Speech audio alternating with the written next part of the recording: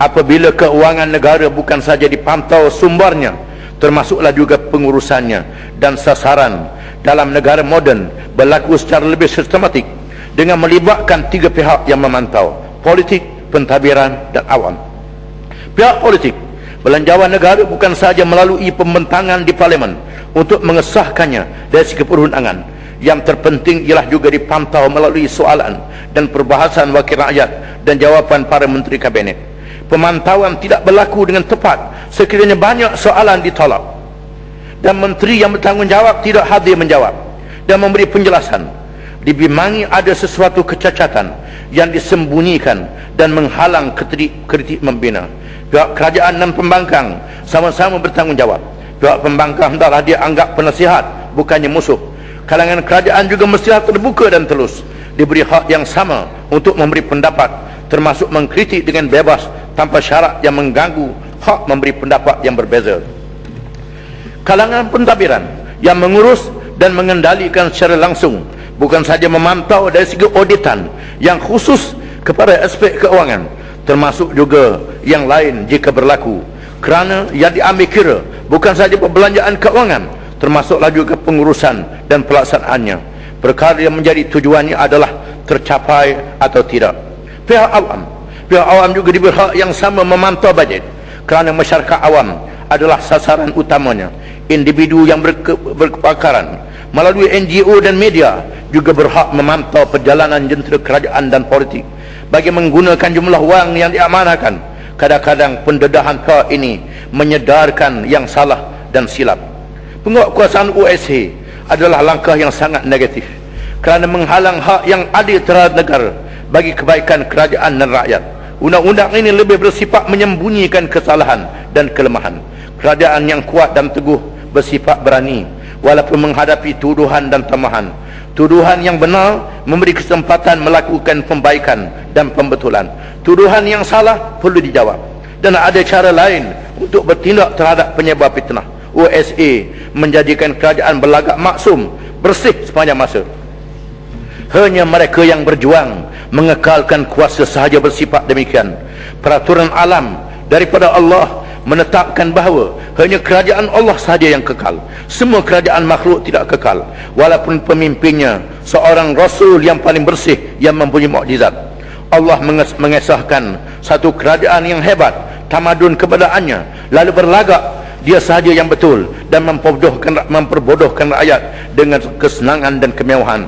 Firman Allah Ta'ala, wa nada fir'aunu fi qawmih qala ya qawmi alaysa li mulku misra wa hadhihi al-anharu tajri min tahti afala tubsirun am ana khairun min hadha alladhi huwa mahin wa la yakadu yubin falawla ulqiya alayhi aswiratun min dhahab aw jaa ma'ahu al-malaikatu muqtarinin fastakhaffa qaumahu fa'ata'uhu innahum kanu qauman fasiqin falamma asabuna intaqamna minhum fa'aghraqnahum ajma'in faja'alnahum salafan wa mathalan lil akhirin. Maksudnya Fir'aun, raja Mesir, menyeru kaumnya dengan menyampaikan ucapan, wahai kaumku, tidakkah aku yang memiliki kerajaan negeri Mesir ini?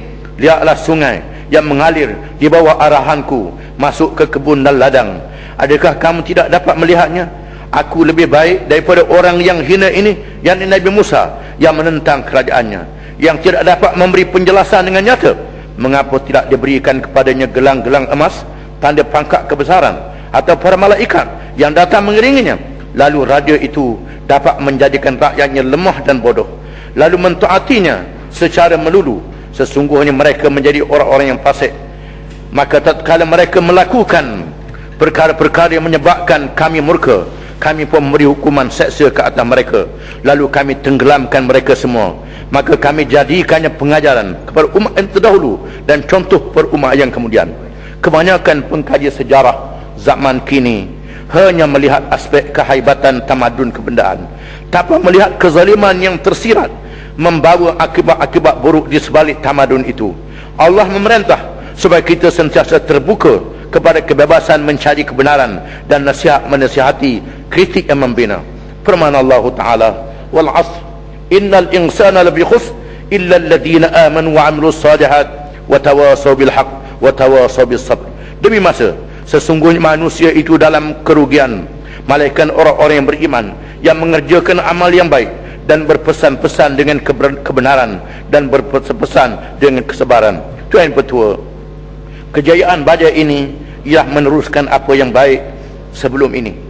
Apa yang baik sebelum ini diteruskan, dan berani membuat muhasabah serta membetulkan kesilapan, menampung yang kurang, menguat yang lemah.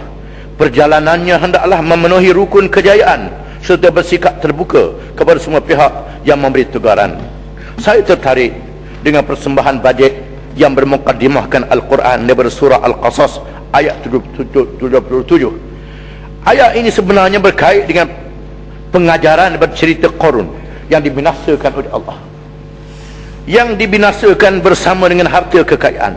Untuk merangkumi pengajarannya mestilah dibaca 76 sehingga 84. Sila rujuk kepada Al-Quran. Saya petik ayat itu.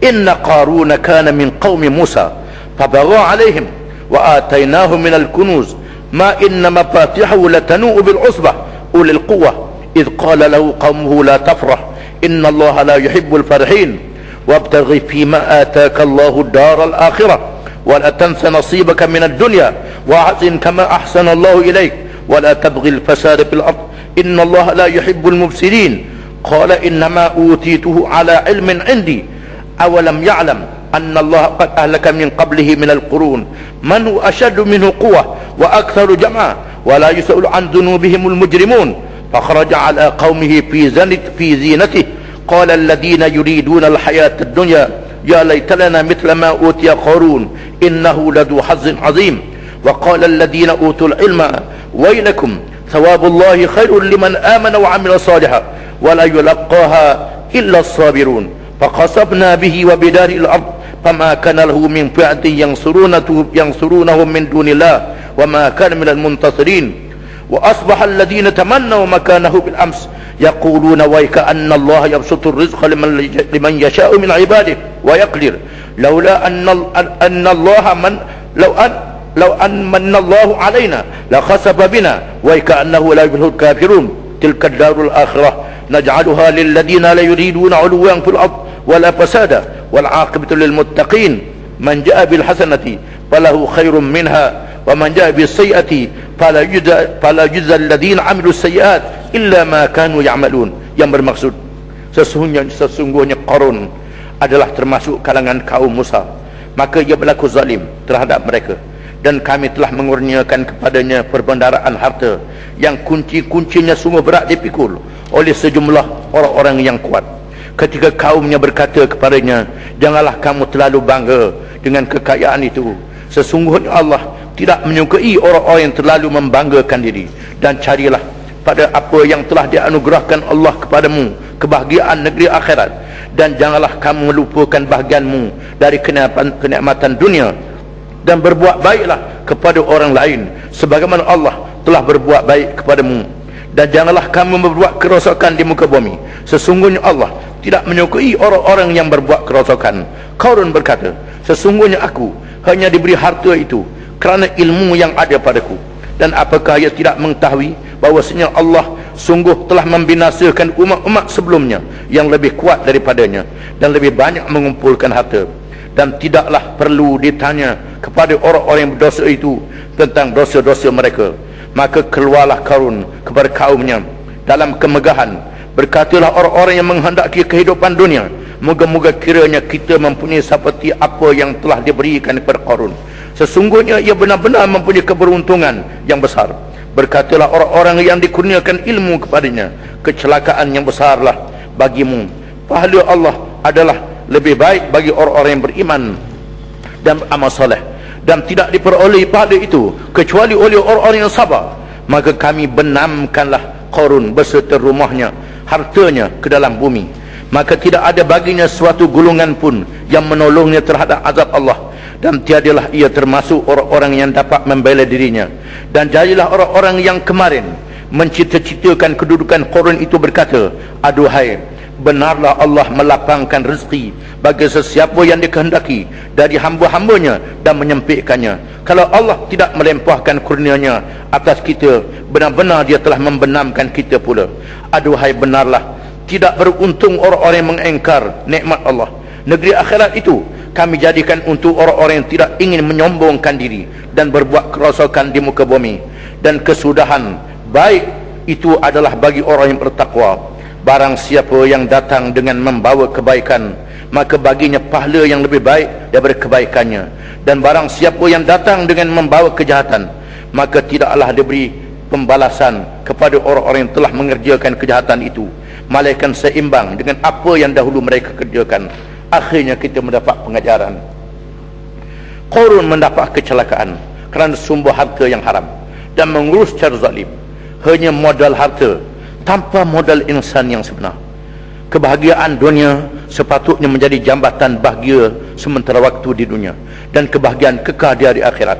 Tiba-tiba celaka di dunia dan lebih celaka di akhirat. Modal insan yang sebenar hendaklah membina roh dan jasad, individu dan masyarakat, bermakna dengan ilmu dan iman dan akhlak.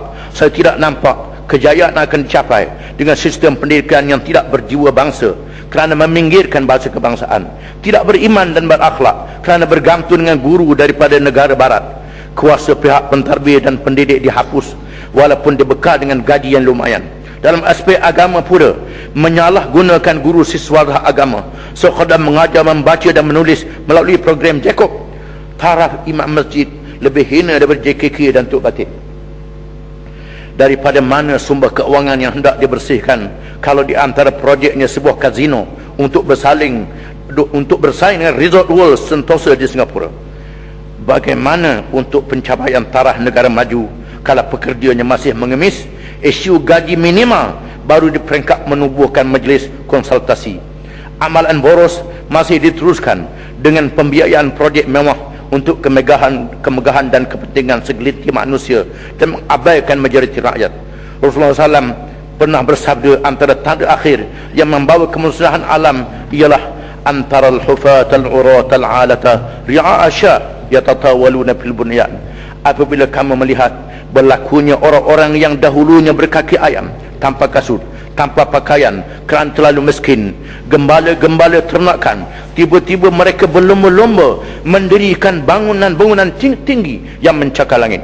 Saya memberi amaran bahawa penerusan membina menara bangunan tinggi yang baru bukannya kemajuan tamadun, tetapi permulaan kemusnahan tamadun.